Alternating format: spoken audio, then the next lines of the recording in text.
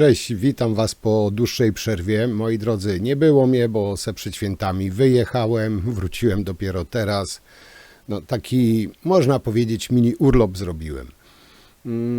Zanim zacznę, przejdę do konkretów, chciałbym Wam wszystkim bardzo podziękować za życzenia świąteczno-noworoczne i życzyć Wam wszystkiego dobrego w nowym roku. Moi kochani, jak tu nie nadawałem, no bardzo dużo się działo i powiem Wam, że normalnie mnie nosiło, że nie mogę robić materiałów i w tym materiale postaram się tak pokrótce streścić to, co ja na ten temat myślę. Chodzi tu główny temat będzie właśnie o zabranie Kaczyńskiemu jego telewizorka. No, wybuchła wielka afera, no, jak wiecie, pisowcy niesamowicie kwiczą, że ich telewizorek został zabrany, że to zamach stanu, że to stan wojenny. Powiem Wam tak, no, czy to było zgodne z prawem, czy nie, pozostawiam to prawnikom, bo my możemy sobie tylko gdybać. Fakt jest faktem, że no, pisowców to strasznie zabolało, ukuło.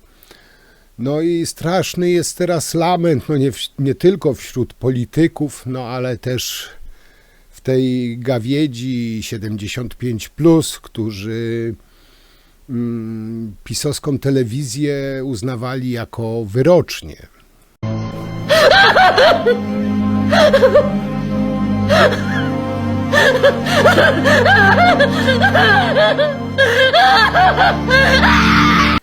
I powiem Wam, że no bawi mnie niemal do łez, jak słyszę, że pisowcy walczą o tak zwane wolne media. Lepszy tekst, niezależne media. PiS, TVP pod rządami PiS i niezależne media to tak jak ja, nie wiem, baletnica, fizyk kwantowy, tak samo można mniej więcej porównać. Tak naprawdę chodzi tutaj o koryto. To jest jedna sprawa, bo jak wszyscy wiemy doskonale, że PiS bez swojej propagandy praktycznie nie istnieje. PiS bez wroga nie istnieje, a te niezależne media, najlepszym dowodem tych całych niezależnych mediów pisowskich jest portret, jak widzicie tutaj w kółeczku, Kaczyńskiego w gmachu telewizji polskiej, no niczym w Korei. Tak jak pewnie, nie wiem, czy wszyscy słyszeliście, Kaczyński potrafił dzwonić w nocy do prezesa TVP, że jemu obraz śnieży. No tak pokrótce wyglądają te pisowskie niezależne media.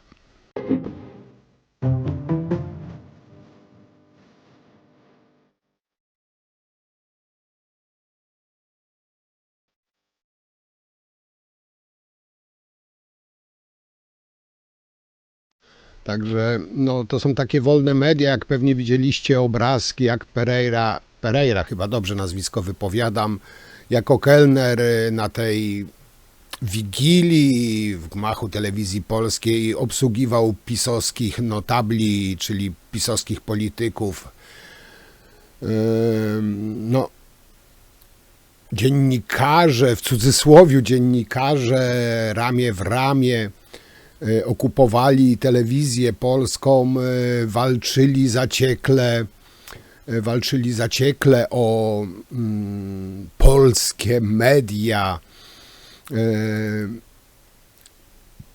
Tylko tutaj, nie wiem, ci emeryci, którzy tam się zebrali, nie wiem, czy oni wiedzą, że ci emeryci, którzy mają, nie wiem, 1500 zł miesięcznie, no może wypadałoby ich poinformować, że gwiazdor TV PiS Adamczyk zarabiał zarządów PiS podczas tej prawdziwie polskiej telewizji 4,5 tysiąca złotych dziennie. Dziennie dniówkę miał 4,5 tysiąca. Ci emeryci go bronią. No, nie tylko oni go bronią. Ja się w ogóle też nie dziwię, że tak zaciekle pisowcy bronią tej telewizji, czy ci pseudodziennikarze. Tu chyba wypada też dodać, bo może nie wszyscy wiecie, że rząd PiS nie chciał dać ani jednej złotóweczki na telefon zaufania dla dzieci, a jednemu tylko prezenterowi, nazwijmy to tak, prezenterowi płacił 1,5 miliona rocznie. Powiem wam, że mają rozmach skurwysyny. I tu się nie ma co dziwić, że oni tak zaciekle bronili tych mediów. Oni nie mediów bronili, tylko swoich stołków i bronią nadal, bo po prostu to jest typowy kwik odrywanych świń od koryta. I o to tutaj głównie chodzi, że ci pseudodziennikarze kwiczą, że już nie będą tyle zarabiać, a pisowcy, że nie będą mieli swojej szczujni.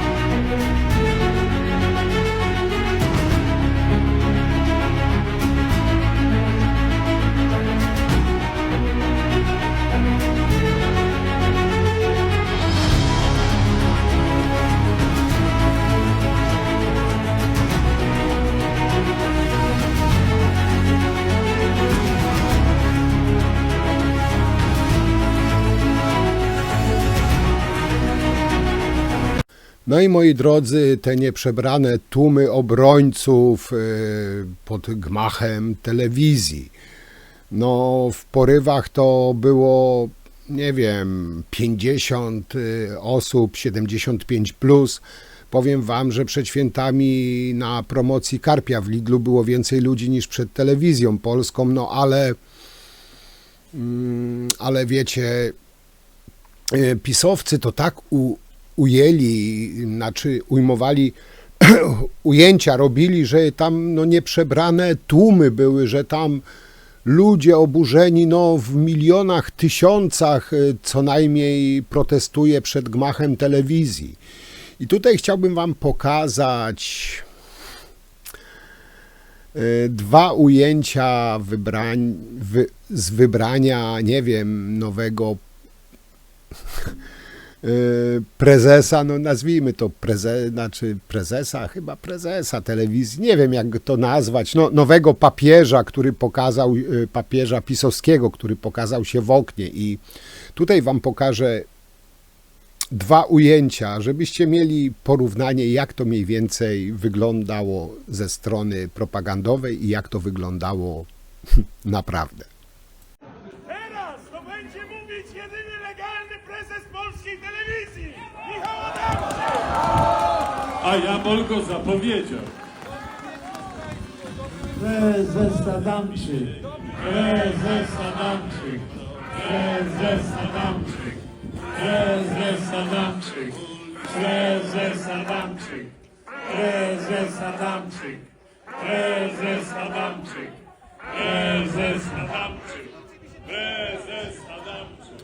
Dobry wieczór Państwu, dobry wieczór Warszawa. My tę frazę prezes Adamczyk powtarzamy tyle razy, żeby zapamiętał ją również pułkownik Sienkiewicz w stanie, w jakim się teraz znajduje. W obronie mediów publicznych odbywają się nie tylko w Warszawie, to także Szczecin, Gdańsk, Białystok, Gorzów, Bydgoszcz, Lublin, Poznań, Łódź, Opole, Wrocław, Kraków, Katowice, Kielce, Rzeszów, chyba jeszcze jakieś miasto pominąłem, oczywiście Warszawa. Wszędzie tam, gdzie są ośrodki regionalne telewizji polskiej, odbywają się protesty, przychodzą ludzie, by bronić mediów publicznych, przychodzą ludzie, którzy są zbulwersowani deptaniem prawa i praworządności przez ekipę Donalda Tuska, przez pułkownika Sienkiewicza. My wierzymy w to, że prawda się obroni. Wierzymy w to, że prawo się obroni. Bardzo dziękujemy, bo wy dodajecie nam siły. I wierzymy w to, że Telewizja Polska będzie nadal waszą telewizją, bo to nie jest telewizja ani ministra, ani moja, ani kolegi. To jest wasza, państwa telewizja, polska telewizja publiczna. Jeszcze raz bardzo dziękuję, że przyszliście. Trzymaj się, Michał! Trzymaj się!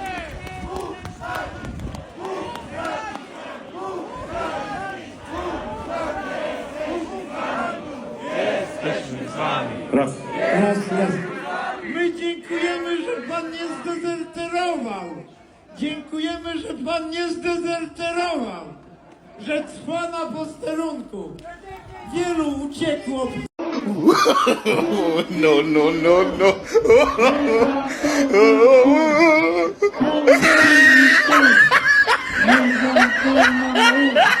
No ale moi drodzy, musicie przyznać, że pisowcy są mistrzami w robieniu dramaturgii, takiej otoczki patriotycznej. Zresztą oni Bogiem i patriotyzmem to se gęby lubią wycierać no perfekcyjnie. Powiem wam, że naprawdę mnie to śmieszy, szczerze mnie to śmieszy, bo druga sprawa, że pisowcy w tej swojej propagandzie już tak się gubią, że atakują samych siebie. Mają już, nie wiem, takie klapki nienawiści, takie, nie wiem, zakodowane chyba w DNA, że musi być wróg, nieważne jaki, byle wróg, i trzeba atakować, bo no, może wychodzą z założenia, że najlepszą obroną jest atak. I tutaj króciutki materiał, właśnie najlepiej pokazujący, że potrafią kąsać samych siebie, byle tylko, nie wiem, dogryźć, za nogawkę złapać. Potem oczywiście no, próbują się wycofać, ale zresztą zobaczcie, co ja będę gadał. Drugie, co do pani. Na żywo, na żywo. Tak, tych, którzy próbują. Krystian.krawin@gmail.com. Chyba tak, próbujcie to pani. Dobra, ja idę tam. No.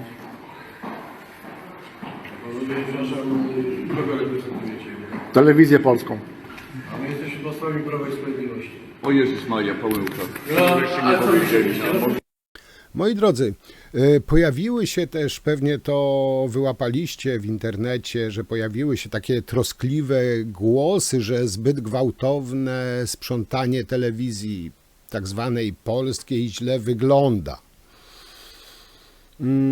Otóż, moi drodzy, według mnie osobiście, no, wynoszenie gówna nigdy nie jest eleganckie i do sprzątania szamba nie zakłada się białych rękawiczek i garnituru.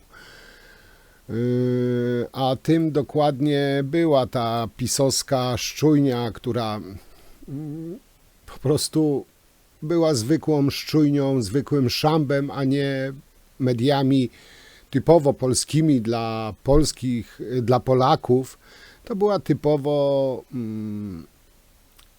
typowo taka pisowska szczujnia, która tak notabene miała miliardowe, że tak się wyrażę, dotacje, a mimo to przynosiła straty, bo tam nieważne były koszta, tam ważna była propaganda i zaraz wam powiem, dlaczego tak myślę. Dzień dobry, witam Państwa, Adrian Borewski. Halo, czy nas słyszycie? To nasz ostatni komunikat. Dziś oddziały niemieckie wkroczyły do Warszawy. Braterskie pozdrowienie przesyłamy żołnierzom polskim walczącym na Helu i wszystkim walczącym gdziekolwiek się jeszcze znajdują. Jeszcze Polska nie zginęła. Niech żyje Polska!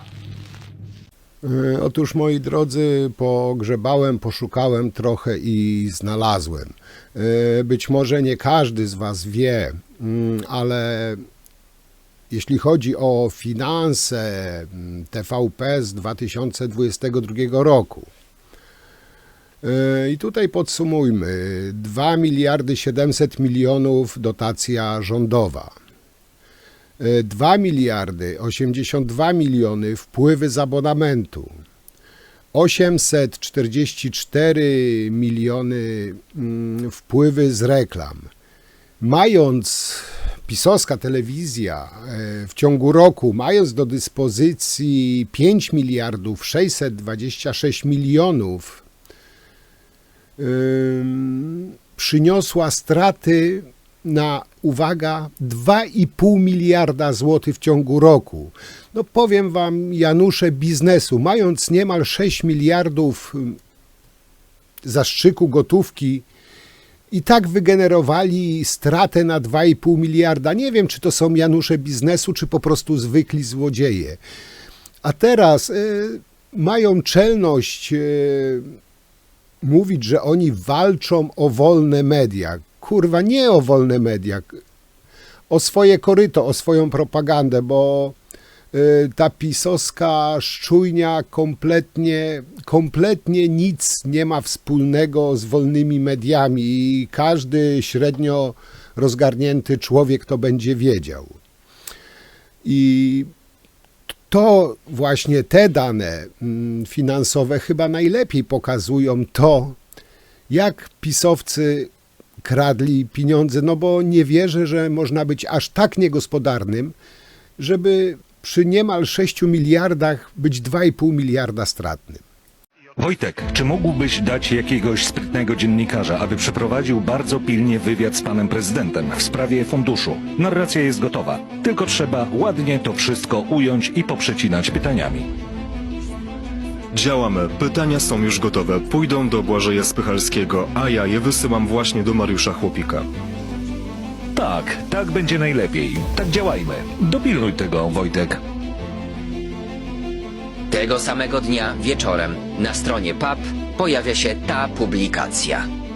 I teraz tak, kwestia, czy to jest zgodne z prawem, czy niezgodne z prawem. Powiem Wam, zanim zacznę, przejdę do tego, bo tak jak Wam wcześniej wspominałem, no nie będę rozstrzygał, co jest zgodne z prawem, co nie jest zgodne, bo nie jestem prawnikiem ani konstytucjonalistą. Także powiem Wam tak, no moim zdaniem. Na pewno jeśli chodzi o dotacje, tutaj może przy tym się zatrzymajmy na chwilę. Powiem Wam, że Tusk czy PO, jak to mówią pisowcy, pułkownik Sienkiewicz, no rozegrał pisowców i Dudę no, w mistrzowski sposób. Wyruchał ich bez mydła, ograł jak szczeniaków. A chodzi tutaj o, w tej ustawie okołobudżetowej te 3 miliardy złotych. Tak nawiasem mówiąc, to była ustawa podwyższająca jeszcze za rządów PiS, ale przemilczmy to. Powiem Wam, jak ja to widzę. Według mnie specjalnie do tej ustawy okołobudżetowej wcisnęli te 3 miliardy złotych na telewizję. Pisowcy łyknęli haczyk, no łyknęli jak młode pelikany, zresztą nie tylko sami pisowcy, nie sam Duda, ale ich zwolennicy. Że PO tak krzyczało, że miliardy PiS daje, a sami dają. A powiem Wam, że to według mnie była no po prostu piękna zagrywka. Dali tą ustawę okołobudżetową do podpisania Dudzie, wiedząc, że Duda ją zawetuje. I tutaj wykorzystali przepisy pisowskie. Te 3 miliardy poszło na onkologię dziecięcą i bodajże psychiatrię, tak jak zapowiadali.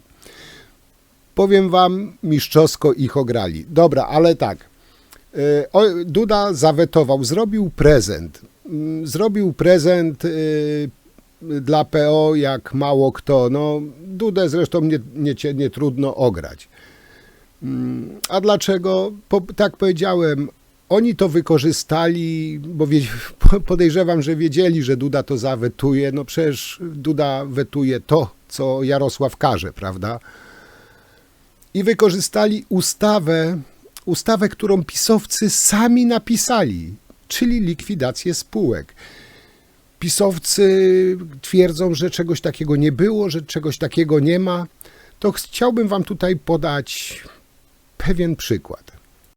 Władza wykonawcza przekroczyła swoje uprawnienia w sposób nielegalny. Dlaczego pan uważa, że Sienkiewicz nie mógł likwidować, czy nie mógł postawić na likwidacji spółek państwowych, skoro one nie mają finansowania, bo prezydent zawetował finansowanie? Dlatego, że kodeks spółek handlowych dotyczy działalności gospodarczych, a ustawy, zarówno jeżeli chodzi o media publiczne, w zależności o których tutaj w ośrodkach medialnych mówimy, wyłączają możliwość stosowania KSH i postawienie w stan likwidacji Dobrze, ja mam dla pana publicznego medium, jakim jest Telewizja Polska i Polskie Radio, jest Mam dla pana- złamaniem i ograniczeniem wolności słowa. Mam dla pana, to jest, wie pan co, uchwała Rady Nadzorczej Spółki Telewizja Polska z 29 maja 2017 roku. Dla pana wątpliwości, A nie likwidacja. No. już panu pokazuję. To jest uchwała w sprawie przyjęcia tekstu jednolitego statutu Telewizji Polskiej. Maciej Łopiński, no wasz człowiek, Przemysław Tejkowski, wasz człowiek, Radosław Włoszek, wasz człowiek, członkowie Rady i oni ogłaszają tenże kodeks. Mam do pana prośbę, to jest paragraf 28 tego kodeksu. Gdyby pan zechciał przeczytać coś w punkcie 17. Czego on dotyczy? Ja podam. Tak, Proszę bardzo. dziękuję. Rozwiązywania likwidacji spółki. Tylko Dziękuję żeby, serdecznie. No dobrze, ale żeby hierarchia źródeł Ale wie prawa. pan co, proszę zobaczyć, czego to dotyczy. Wolne zgromadzenie akcjonariuszy, czyli Ale to minister jest zupełnie co innego. Sienkiewicz ma prawo likwidować spółki medialne. Ale to jest... Dziękuję Nie, ale na tylko, że to dotyczy decyzji walnego zgromadzenia, jak pan dobrze wie, i tam to jest doprecyzowane, a nie władzy wykonawczej, która działa na podstawie... Panie Władza działa na podstawie...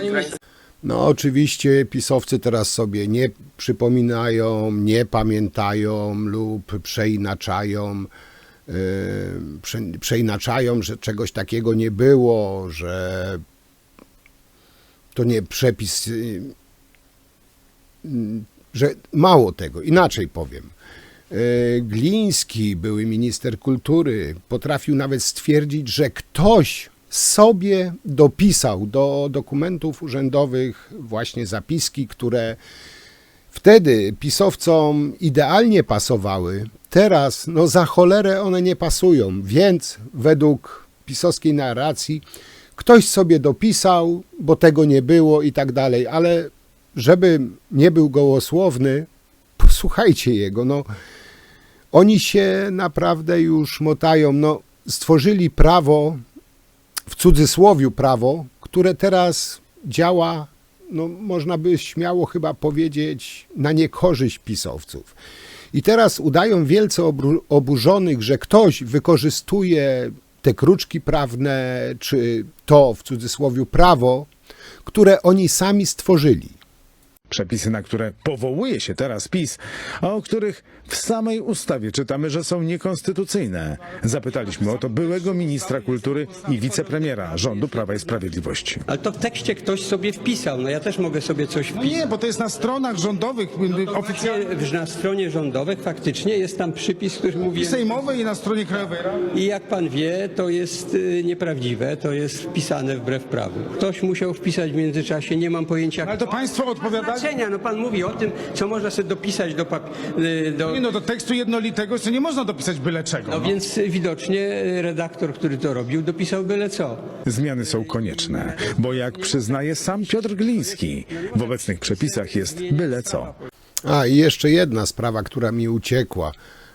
Pisowcy strasznie oburzeni, że policja weszła, czy chroni gmach Telewizji Polskiej, że to stan wojenny i tak dalej. No ja już nie będę tutaj przypominał, jak PiS wykorzystywał swoją milicję do pałowania kobiet, do gazowania dziennikarzy, do gazowania posłów i senatorów, legitymowania posłów, senatorów, używania pałek teleskopowych na kobietach, czy ochraniania Nory Kaczyńskiego.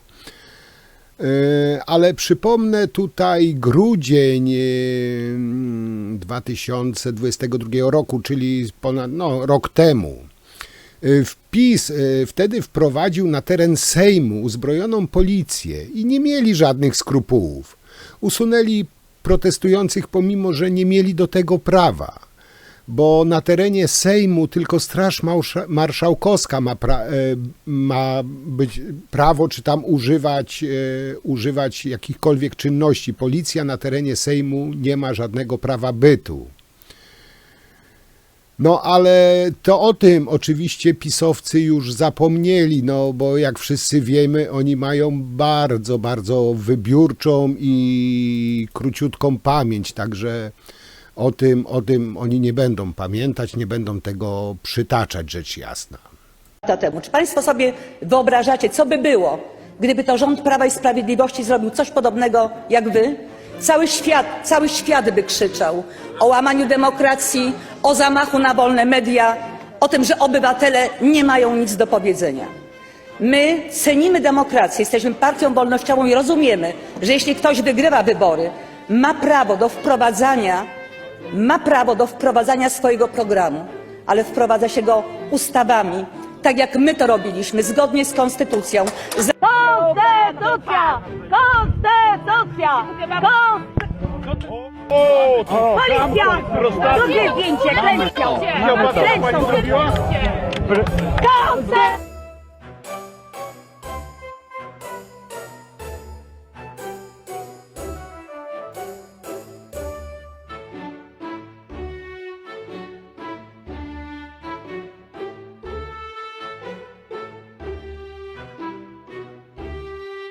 Oczywiście pisowcy też się powołują na zagraniczne media, że też twierdzą, że to zamach, że to niekonstytucyjne i tak dalej, ale przytaczają tylko te fragmenty, które im akurat pasują, co nie jest tutaj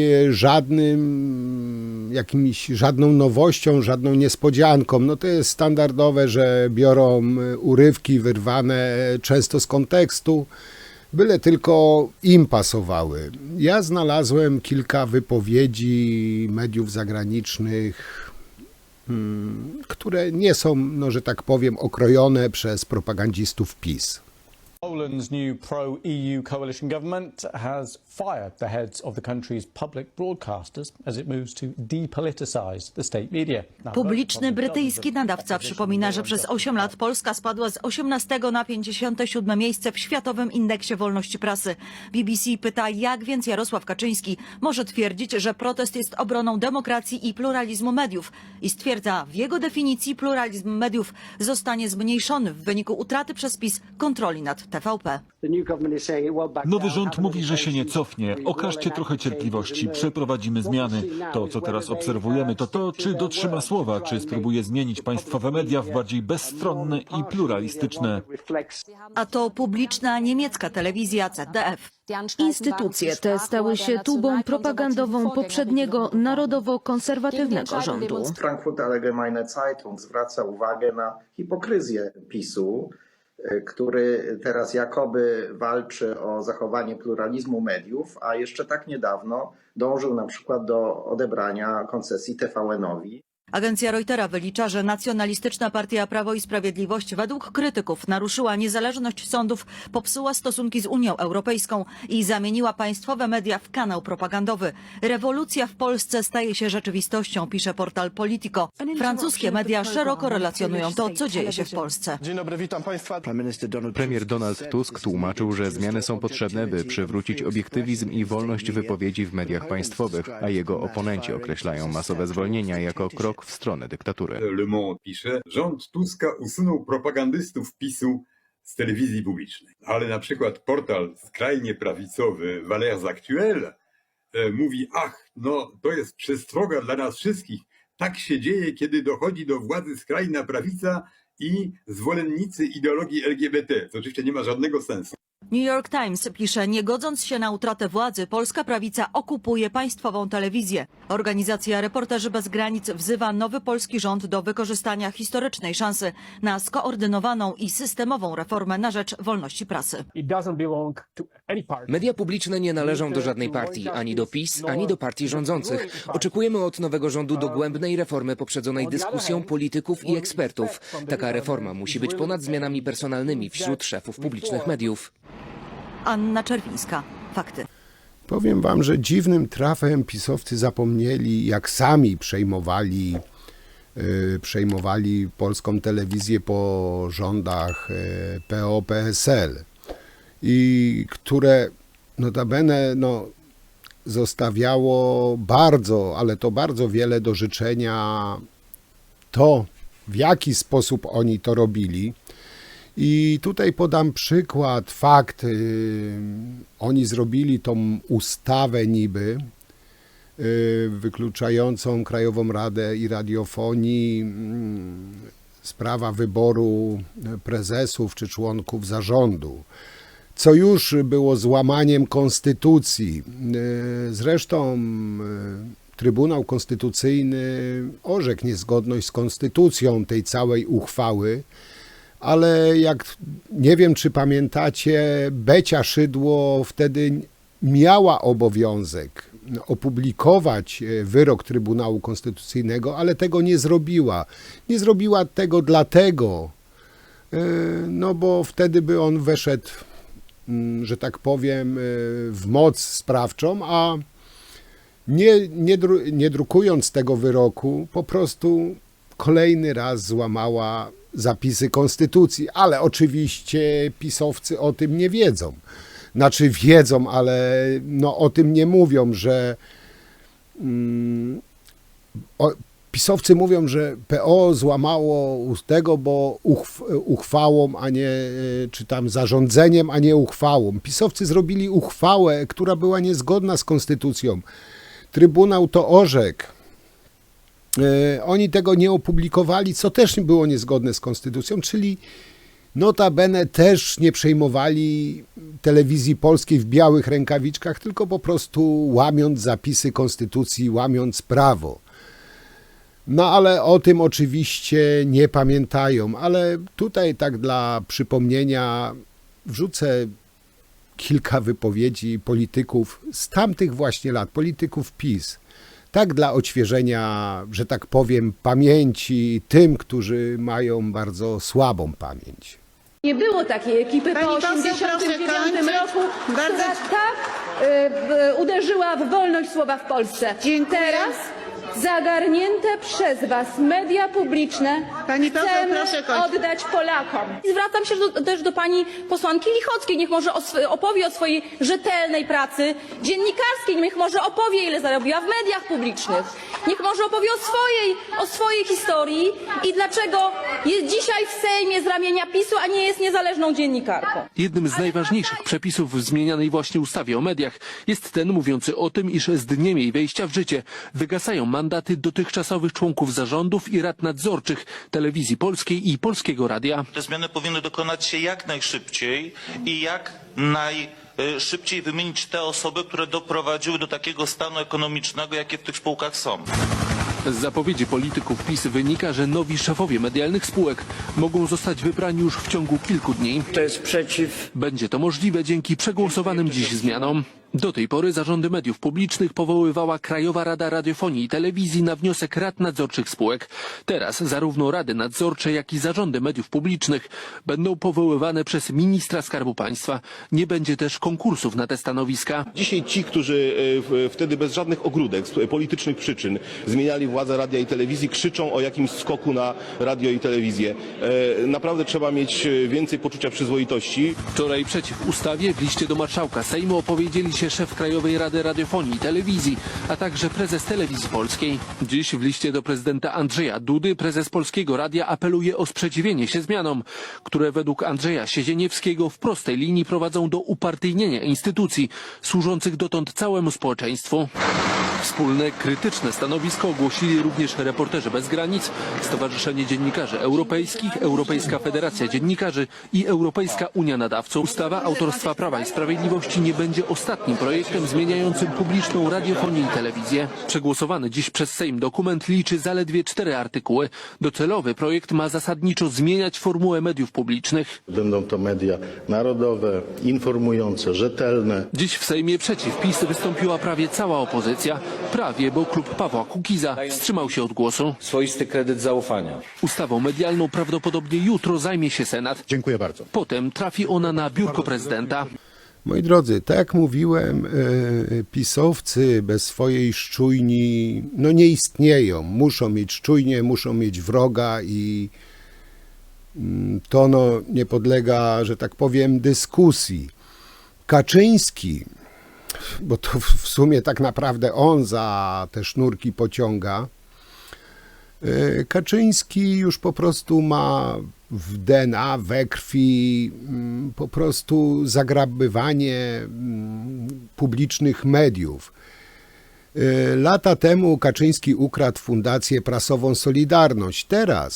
Teraz chce ukraść polską telewizję i powiem wam, że nie podejrzewam, że tak łatwo odda telewizję, chociaż i będzie się posuwał coraz do, nie wiem, bardziej świńskich, chamskich metod, byle tej swojej głównej szczekaczki za nasze pieniądze nie stracić.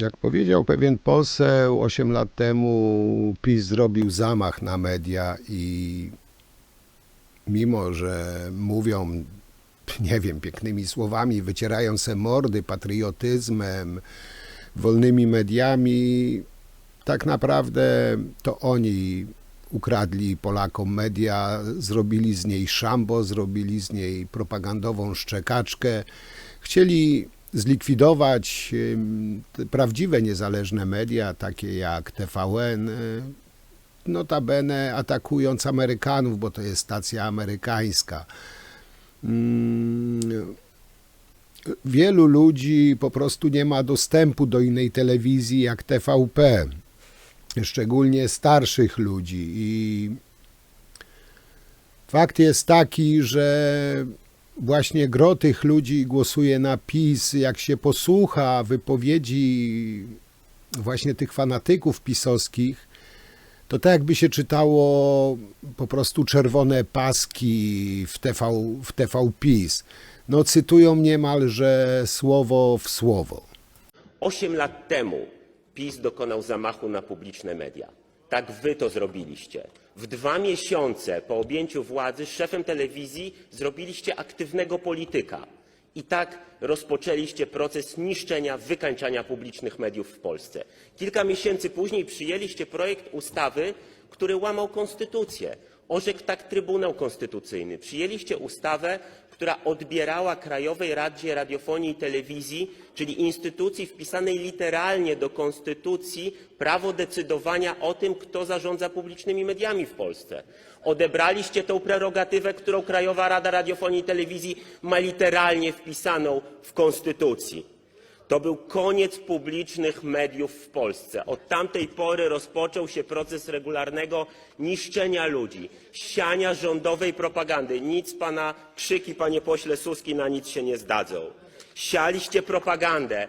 Wasze paski z wiadomości TVP przejdą do historii światowej propagandy.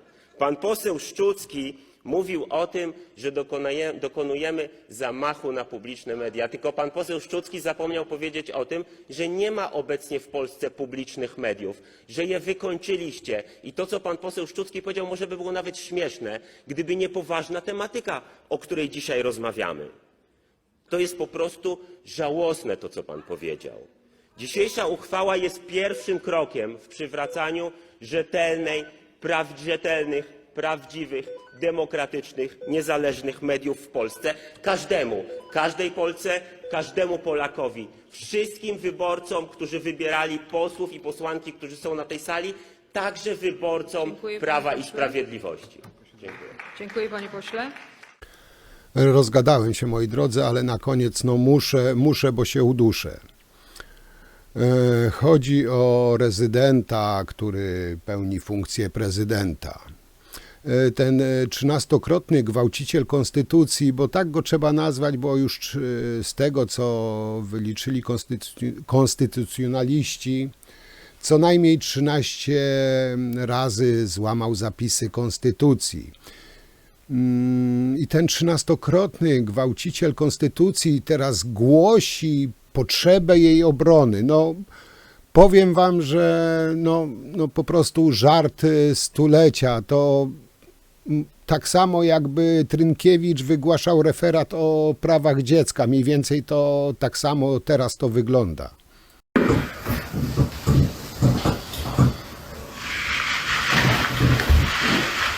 Może powtórzymy angielski. Ja się cały czas czegoś uczę. Bez przerwy. Odmień być. Oh, you touched a very, very, very important problem. Odmień, no. Bo nie odmienisz. I can tell you... No to odmień. And this is... This is... I am. But I think the Ale nie mówisz. Oh, Co ja? Cały czas się czegoś uczę. Kurwa, uczysz się tego 5. rok w szkole i na kursach i wszystko to jak krew w piach. This is my own experience, yes? To be, kurwa, or not to be. O tym też nie słyszałeś.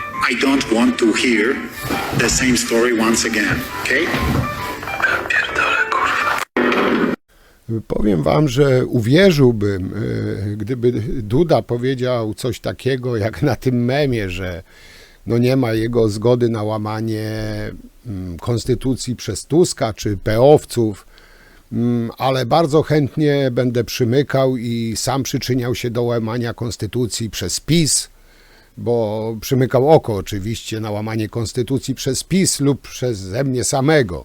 Jeśli by coś takiego powiedział, to owszem, czemu nie? I zobaczcie, tutaj jeszcze mały szczególik, obraz za Dudą. Znowu Kaczyński i niech mi ktoś kurwa powie, że w pisowskim świecie alternatywnym nie ma kultu jednostki. W pisowskiej telewizji, w byłej pisowskiej telewizji TVP wisi portret Jarusia Kaczyńskiego. Duda na tle portretu Lecha Kaczyńskiego. No kurwa, Kirgimdzen i Kim Il-jung, kurwa, no Korea jak nic. I oni powiedzą jeszcze, że wtedy za PiS-u było państwo prawa i ręce opadają.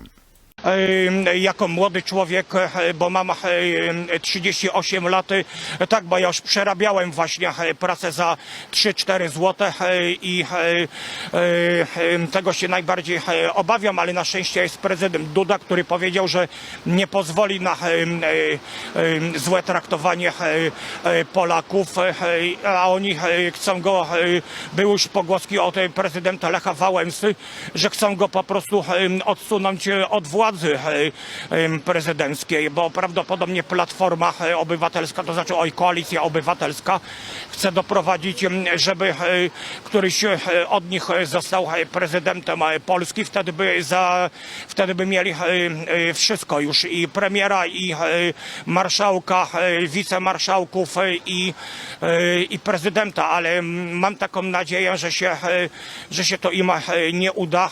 No i tak na koniec chciałbym wam jeszcze przytoczyć słowa, jakżebym mógł zapomnieć o Mateuszu Morawieckim. Może to też na inny materiał, na inny film o podwyżkach paliwa czy o emigrantach, bo to też jest temat rzeka i o tym też wspomnę. Ale tutaj zauważyłem wypowiedź na Twitterze Mateusza Morawieckiego. Jak to Morawiecki napisał, Donald Tusk to prawdopodobnie pierwszy premier na świecie, który chce obniżyć ceny poprzez podniesienie opłaty paliwowej. I tutaj uwaga. Podnoszenie opłaty paliwowej jest zapisane w ustawie pisowskiej i ta opłata paliwowa jest uzależniona od stopnia inflacji. Także czy byłoby u władzy byłby PiS, PO, czy sam Tadeusz Rydzyk, ta opłata paliwowa i tak by została podniesiona, bo to jest w pisowskiej ustawie bodajże z 2016 roku. I to pisowska ustawa wprowadziła ten podatek.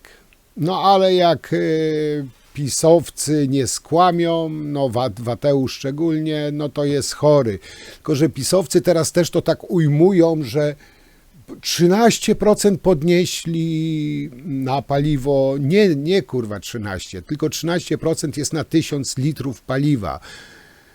Czyli podatek, znaczy paliwo pójdzie w górę, czy poszło już w górę gdzieś między 3,5 grosza do 4,5 grosza.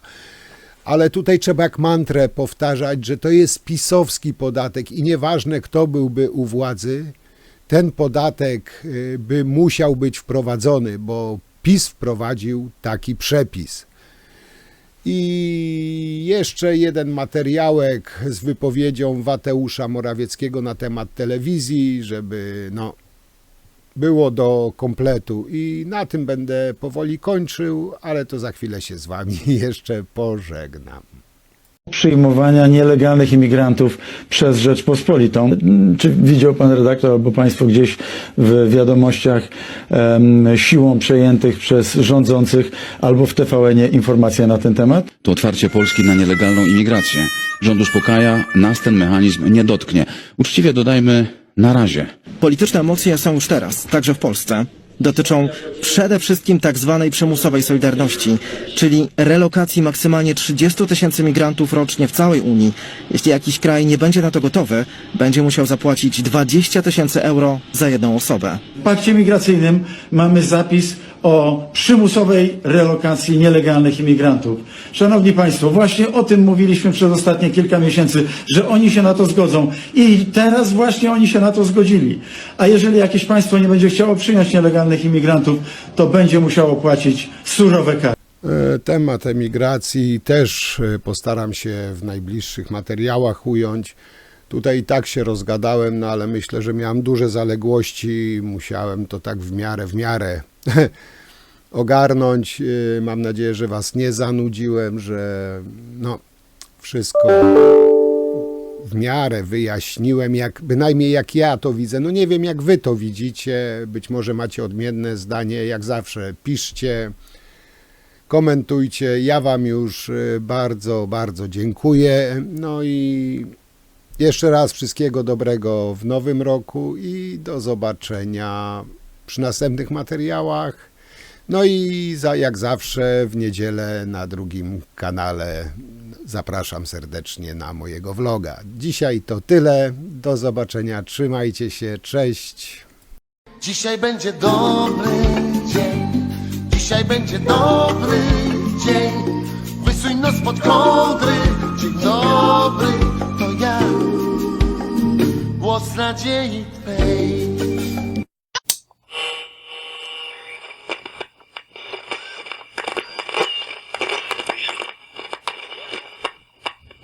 Ten festiwal siania strachu, wprowadzania chaosu, budowania podziałów między Polakami to nic innego jak zasłona dymna dla ochrony własnych wpływów. Ci, którzy stracili władzę, dziś histerycznie nie potrafią się z tym pogodzić. Złamali konstytucję, powołali sędziów z politycznego nadania. Polacy powiedzieli: koniec z pychą i arogancją władzy, koniec z ignorowaniem głosu obywateli.